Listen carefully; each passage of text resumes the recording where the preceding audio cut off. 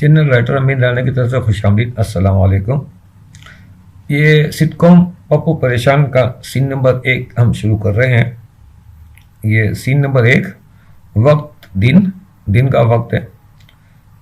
मकाम लिखते हैं हम, किस जगह पे ये हो रहा है ये सीन। तो पप्पू का गैराज, ये पप्पू का गैराज।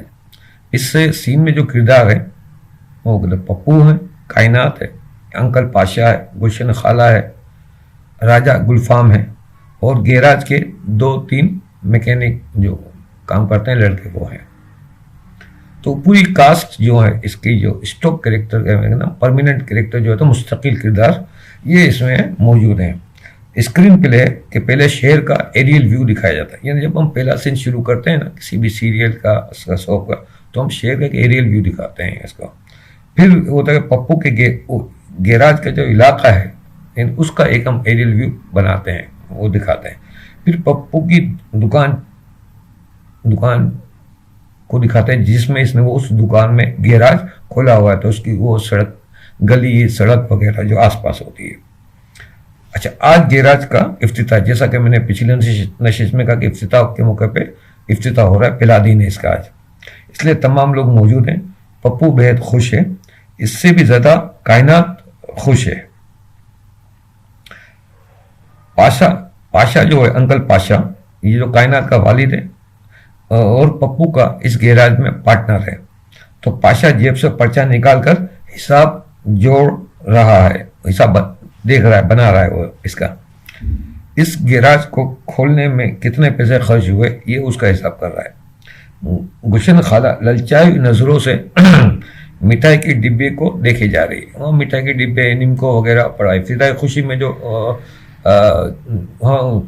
पेस्ट्री हैं, समोसे होंगे वगैरह सब चीज़ें। और गुलफाम, वो तो गुलफाम बना हुआ है, अलग रंग की शर्ट है, अलग रंग की पैंट है। इसका गुलफाम नाम ही है, वो मुख्तलिफ कलर की चीज़ें पहनता है। गले में मफलर है, कॉलर के पीछे इसने चश्मा जो सलमान खान ने जो रखता है वो इस तरह इसने कॉलर के पीछे रखा हुआ है। सर पर इसने कैप थोड़ी टेढ़ी करके पहनी हुई है। ये सलमान खान की नाकाम नकल कर रहा है, इसके एक स्टाइल है, नाकाम बात करता रहता है। तो अब जो सीन चल रहा है वो इसके मुताबिक म्यूजिक पीछे बैकग्राउंड हल्की हल्की चल रही होती है।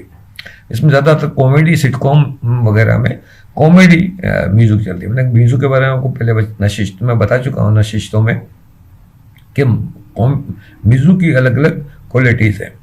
तो कॉमेडी है, सस्पेंस है, हॉरर म्यूजिक है, ये एक्शन म्यूजिक है, सारे म्यूजिक होते हैं। सिड म्यूजिक है, गम की मौसीकी वगैरह सारी। तो पप्पू जो है वो कह रहा है, पप्पू पहला जुमला डायलॉग है पप्पू का कि आज मेरे ख्वाबों को ताबीर मिल गई, मेरा गैराज खुल गया। पप्पू का गैराज, वो खुशी से बोल देता है।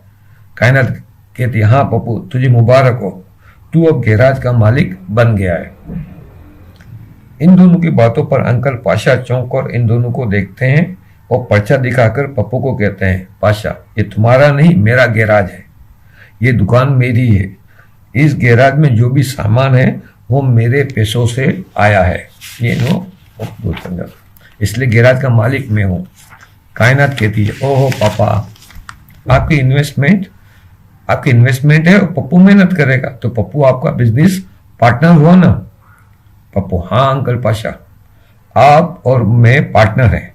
और कायनात की तरफ देखकर वो कहता है, क्यों कायनात की बेटी है तो उसके कहता है कि आप और मैं पार्टनर हैं और आपकी हर चीज का अब मैं आधा पार्टनर हूँ। कायनात की तरफ देख के एक मानी खेज जुमला बोलता है। अंकल पाशा आंखें घुमाकर पप्पू को फिर कायनात को देखता है। पप्पू कायनात को देखकर और कायनात पप्पू को देखकर मुस्कुरा रहे हैं। यह एक मैं टेक्निकल बात आपको बताऊँ थोड़ी सी स्क्रिप्ट के बारे में, कि स्क्रिप्ट जब हम लिखते हैं तो उसमें वो सारी जो इंट्रोडक्शन है ना, ये तो मैंने आपको बता दी, लेकिन जो देखने वाला जो पहला सीरीज का एपिसोड देखेगा उससे इन किरदारों के बारे में कोई मालूमात नहीं होते, इनके रिश्ते नहीं पता होते, इनके बारे में कुछ नहीं पता होता। तो हम कोशिश करते कि 1 या 2 सीन में ये सब चीज़ें डायलॉग के जरिए, जुमलों के जरिए इसको क्लियर कर दें।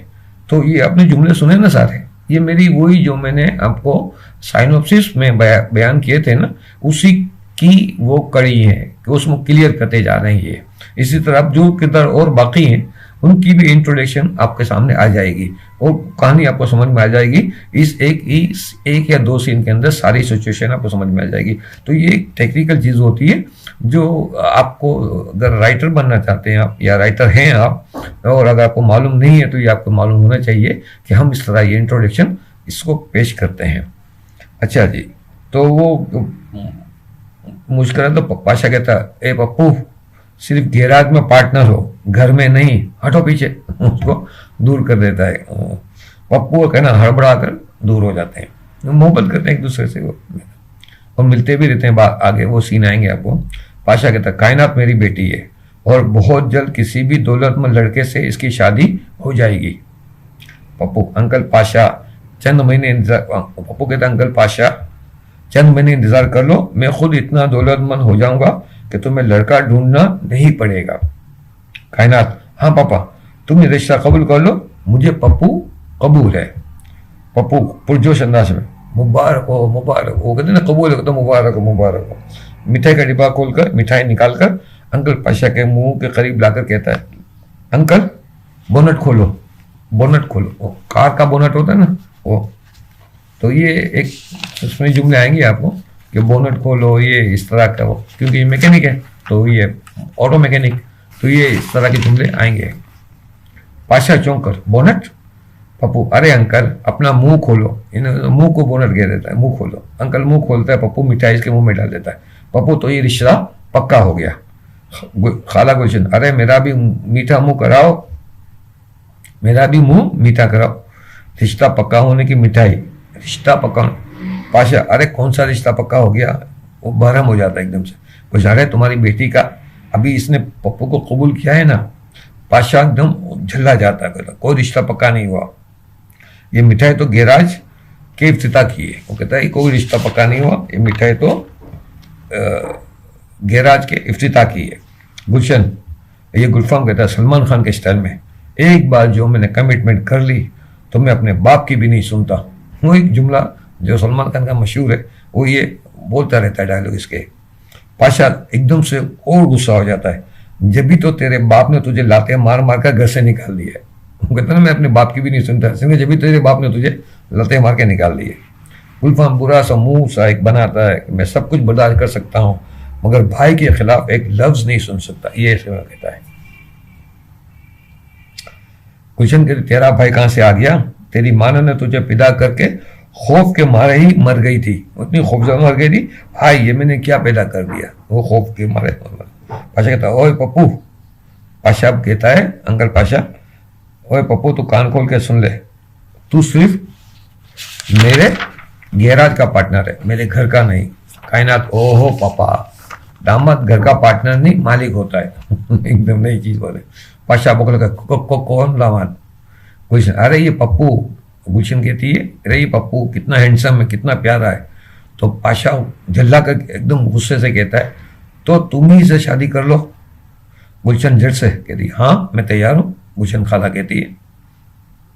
पप्पू बोगला खा रही ये क्या हो रहा है। कायनात अरे गुलशन खाला मेरा घर बसने से पहले ही उजड़ रही हो। गुलशन कहती अरे तेरा घर तो ये पाशा तेरा बाप उजाड़ रहा है। पाशा गुस्से से मैं अपनी कायनात की शादी पप्पू से नहीं करूंगा, मैं इसके लिए कोई अमीर लड़का लेकर आऊंगा। गुलशन ये अमीर लड़के क्या दरख्तों में लटके हुए हैं जो तोड़ के ले आओगे। पप्पू देखो खाला कायनात राजी, मैं राजी हूं, तो ये अंकल पाशा क्यों पंगा ले रहे हैं। पंगा ले रहे कायदा अरे पप्पू पापा पंगा कहाँ ले रहे हैं, वो तो कह रहे हैं कि पप्पू जब अमीर हो जाएगा तो वो हम दोनों की शादी कर देंगे, है ना पापा। वो यूं करके वो पापा को कायल कर रही है। पाशा ये मैंने कब कहा। गुलशन कहा नहीं तो कह दो, अब पप्पू का गैराज खुल गया है, अभी रातों रात अमीर हो जाएगा। पप्पू एकदम खुश हो जाता है, कायनात भी खुश होती है। पाशा हैरान सा गुलशन को खाला को देख रहा है। गुलशन जो है वो अंकल पाशा को वो मुस्कुरा कर देख रही है और गुलफान अपने एक्शन में यूं खड़ा हुआ अपना कर रहा है। यह कॉमेडी म्यूजिक पर चलेगी और सीन कट हो जाएगा, सीन कट हो जाएगा। तो सीन नंबर 1 यहाँ खत्म हो। अगली इंशाल्लाह नशिश में हम सीन नंबर 2 से शुरू करेंगे। अगली नशिश में इंशाल्लाह कल रिकॉर्ड करूँगा। तो जब तक के लिए इजाज़त दीजिए। अल्लाह।